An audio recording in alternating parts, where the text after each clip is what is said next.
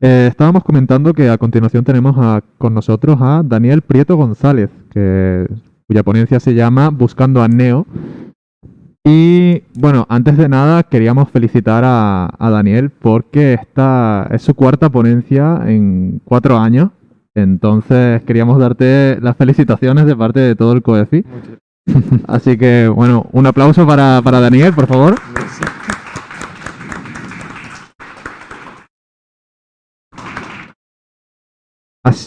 Así que, Daniel, cuando quieras puedes comenzar.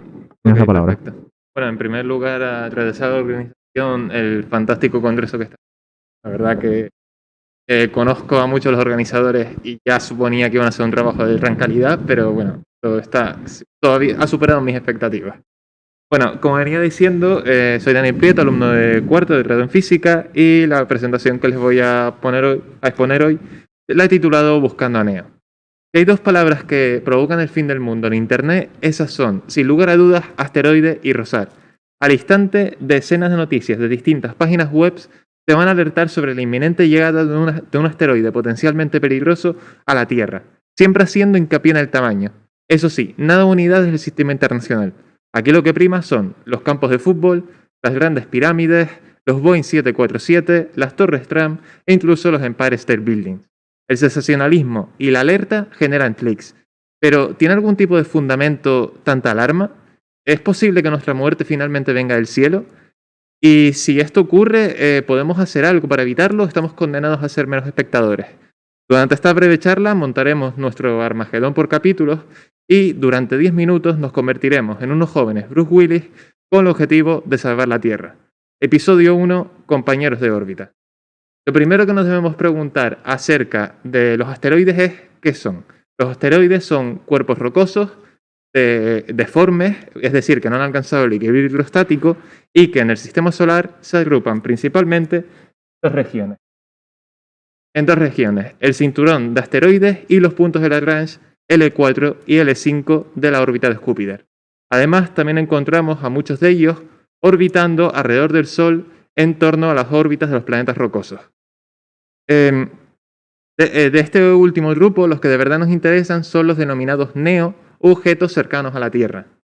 En esta categoría no solo caben asteroides, sino también cualquier tipo de objetos como, en primer lugar, meteoroides, cuyos tamaños van desde motas de polvo hasta 50 metros de diámetro, cometas, solo aquellos de periodo corto, es decir, aquellos con un periodo orbital menor a 200 años, y finalmente los asteroides cercanos a la Tierra, cuyo tamaño son, que no lo comenté antes, desde los 50 metros hasta los planetas enanos y planetas enanos y satélites.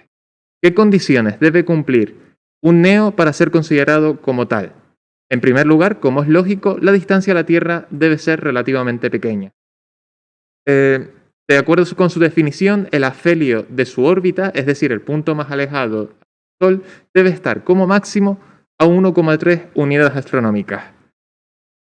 Además, si ahora hacemos caso a su radio medio orbital, encontramos tres tipos de NEA. Tenemos los asteroides Atón, son aquellos con un radio orbital medio muy similar al de la Tierra. Posteriormente, los asteroides Apolo, cuyo afelio es superior al radio orbital medio de Marte y cuyo perihelio es interior a la órbita de la Tierra. Y finalmente, los asteroides Amor, cuyo radio orbital medio es muy parecido al del planeta rojo. De hecho, se sospecha que tanto Phobos como Deimos, las dos lunas marcianas, fueron en algún momento asteroides Amor que acabaron capturados por la gravedad del planeta rojo. En general, es bastante aconsejable tener a todo este tipo de objetos vigilados. Sin embargo, hay unos que revisten especial importancia. Son los denominados asteroides potencialmente peligrosos o PHA. Para que un asteroide sea considerado como tal, debemos tener en consideración dos parámetros. Por un lado, su magnitud absoluta debe ser igual o superior a 22, es decir, debe ser muy, muy poco brillante. Por lo tanto, de modo que su seguimiento a través del cielo nocturno es de gran dificultad. Y en segundo lugar, la distancia mínima a la Tierra debe ser como máximo de 0,05 unidades astronómicas, es decir, aproximadamente 7 millones y medio de kilómetros. Para los PHA el tamaño no importa. Aquí en este grupo entran objetos que van desde de aquellos que se pueden desintegrar en la atmósfera hasta los que pueden provocar desastres a nivel local o catástrofes a nivel global. Una vez hemos hecho esta clasificación, podemos pasar a la siguiente pregunta, que es si actualmente existe algún tipo de programa que nos permita tenerlos vigilados y estudiarlos. Episodio 2, vigilando a tu enemigo. Durante buena parte del siglo pasado, el hecho de que un asteroide impactase contra la Tierra era algo que se tomaba como una broma. Sin embargo, todo cambia a partir de 1992, cuando el cometa... ¿Perdón? Perdón, me he liado con la presentación. Lo que decía, vigilando a tu enemigo. Acabo de...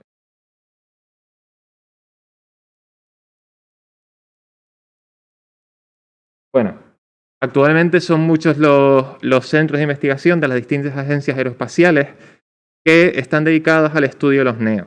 Por ejemplo, aquí tenemos el caso del Centro de NEOs, de estudio de los NEOs, que en su página web podemos encontrar información acerca del número de objetos detectados en función del tamaño, en función de la fecha de descubrimiento y del programa científico que ha llevado a cabo dicho hallazgo. Además, todos estos se engloban en un marco global denominado Programa de Defensa Planetaria. Dentro de este marco encontramos proyectos como... Perdón, esa era una tabla con los próximos acercamientos de objetos. Las fechas son del COFIS del año pasado. Fallo mío porque no he actualizado esa diapositiva, pero bueno.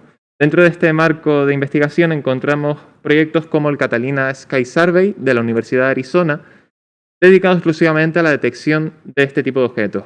Y a nivel más local, y que nos toca mucho más de cerca, hay proyectos de ciencia ciudadana como casasteroides.org.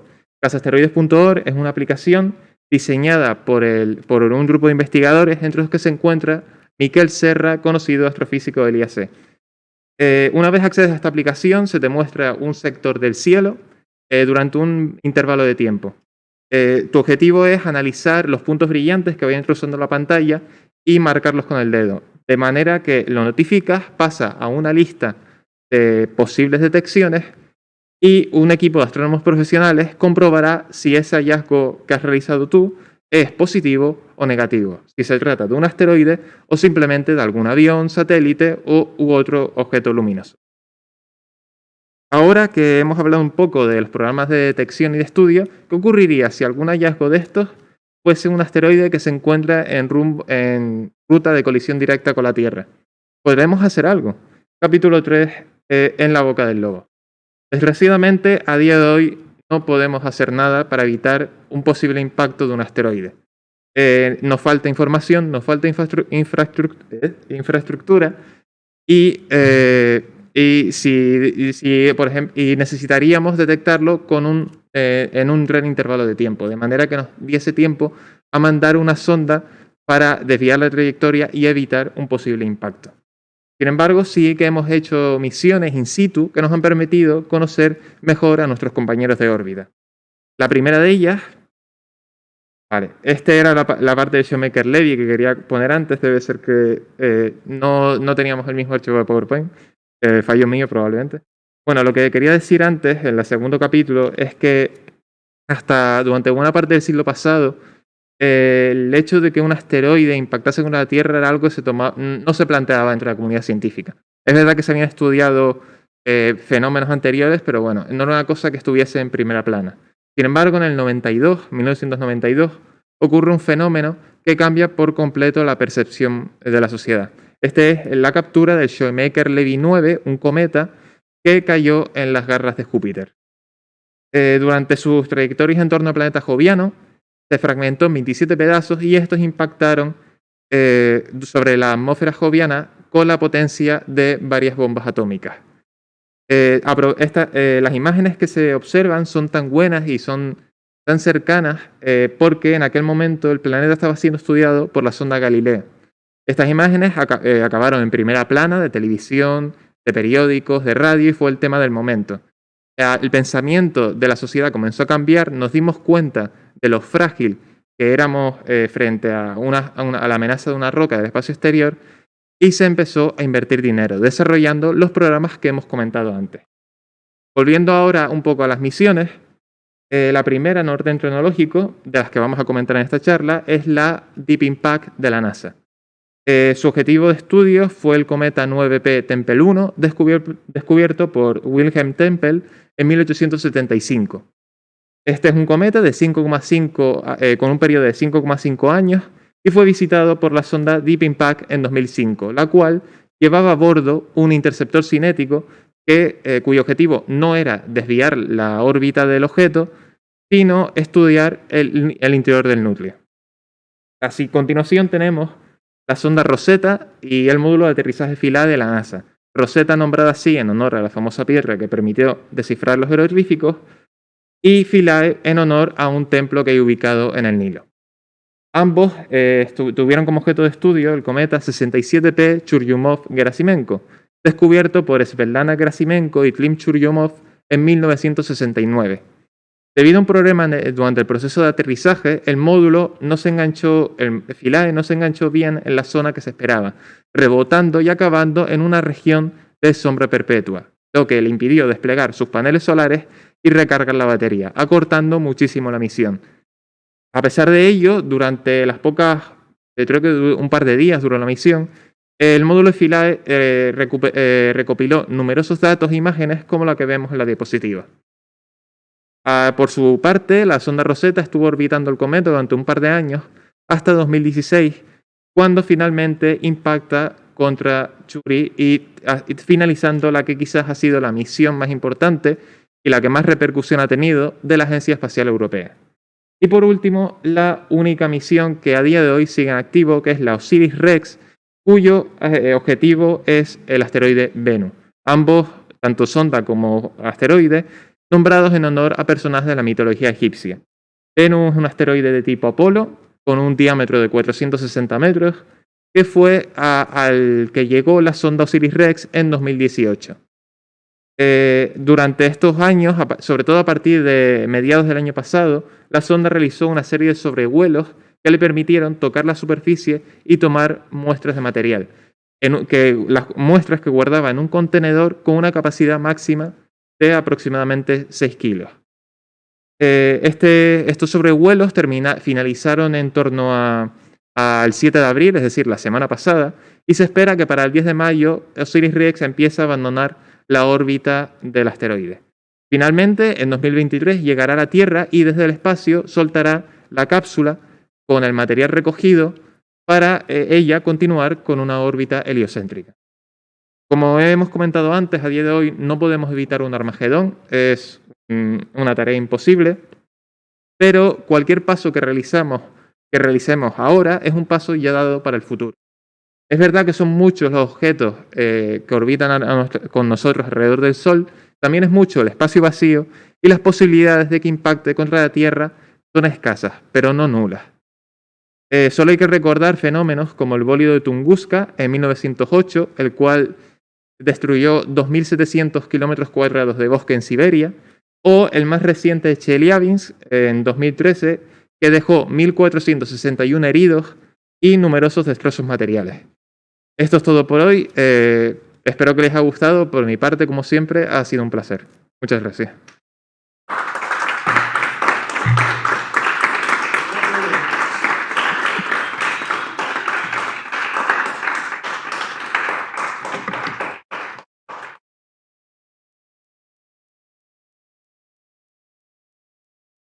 Parece que había un problema técnico. Decía que muchísimas gracias por tu ponencia, Daniel. Como siempre, ha sido muy, muy buena. Tenemos tiempo para alguna pregunta, si te parece bien. Okay, sí. Rosetta finalizó la misión impactando contra el cometa. ¿Qué ocurrió con la sonda Deep Impact? Es interesante porque la Deep Impact, la Rosetta, normalmente ahí existe un protocolo a nivel internacional que obliga a no dejar basura en el espacio. Parece que nos compartimos mejor en el espacio que en la Tierra, pero bueno. La Deep Impact fue aprovechada por la Universidad de Maryland para estudiar posteriormente otro cometa, el Hadlaq-2, creo que si no me equivoco, atravesando la cola de tomando datos sobre su composición Eso así hasta 2013, cuando creo que se perdió la información, se perdió el contacto con la sonda y quedó flotando por ahí. Muchísimas gracias. Tenemos tiempo para una última pregunta. De acuerdo. En el caso del desvío de asteroides, ¿qué métodos se plantean en la actualidad? De la detección, ¿verdad? Del desvío. Desvío. Pues actualmente, bueno, tanto en la actualidad, en la parte científica como en la parte de ciencia ficción, siempre se ha hablado de bombas atómicas, de velas solares, proyectiles cinéticos, pero después la aplicación de todos estos métodos depende un poco, sobre todo, de la composición del asteroide. O sea, hay que conocerlo antes de decidir qué vamos a mandar. Por eso el tema del tiempo, porque no solo es llegar al sitio y que desviarlo un poquito para que a grandes rasgos la distancia sea mucho mayor a la Tierra y se evite el impacto, sino la composición, porque por ejemplo en el caso de que mandemos un proyectil cinético, que es como alguna otra roca que impacte contra ella, o una bomba atómica, por ejemplo en el caso de un asteroide de tipo carbonáceo, que básicamente es una pila de escombros unidos gravitacionalmente, lo único que haríamos sería fragmentarlo en miles de pedazos y el remedio sería peor que la enfermedad. Mientras que a lo mejor para un asteroide de tipo metálico, que es mucho más denso, mucho más sólido, velas solares o incluso un proyectil cinético, pues es una posibilidad mucho más plausible. Vamos a darle un aplauso a Daniel, que creo que se lo merece. Así que...